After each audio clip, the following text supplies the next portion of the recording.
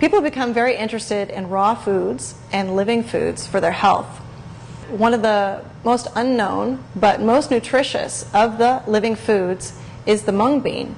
Today I'm going to show you how to sprout the mung bean. So I have in front of me dry mung beans that we purchased at an international market, but you can also get them at a health food store. Any kind of, especially an Asian market like an Indian grocery, you can find these. The best mung beans to buy are the mung beans that have a dark green color. If they start turning somewhat yellow, that means that they may not be living and they won't sprout very well. So you want this dark green color. So to sprout your mung beans, you're going to start with dry mung beans like this. This is about a cup of dry mung beans.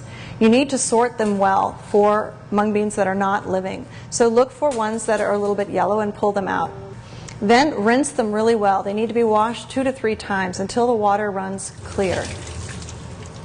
Then you will take the beans and put them in about 3 cups of water. So 1 cup of dry beans in 3 cups of water.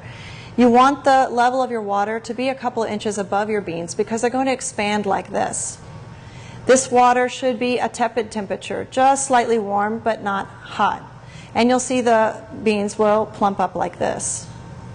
This soaking should happen for between 8 to 10 hours. If the water begins to bubble or it begins to have a sour smell, they've been soaked too long. And you'll notice the shells will start to come off and they'll lose their sweet taste. So you can experiment depending on the time of the year and the temperature of the ambient air wherever you're sprouting. The soaking time may be different. Once you've soaked them for 8 to 10 hours, then you can take them and sprout them either in a cloth or in a sieve. You just drain the mung beans in a sieve, and you can either put them to sprout in that sieve or you can wrap them in a wet cloth for 8 to 10 hours. Somewhat porous cloth so that the air gets to the beans. After about 8 hours of sprouting, they'll become like this. You'll get about 3 times the volume of whatever you soaked. So if you soak 1 cup, you'll get about 3 cups of sprouts. And the sprouts should be about 1/4 inch in length when they sprouted. If you have beans that don't sprout, you just sort out the hard beans so that you only have the sprouted beans. These 1/4 inch sprouts are the most vital for your system. So when they grow a little bit longer or a little bit less, they're not as ideal for health, but you can still eat them. So mung bean sprouts, they're full of vitamin A, vitamin B, vitamin E, minerals like calcium, potassium, magnesium, and amino acids. It is basically like a complete meal.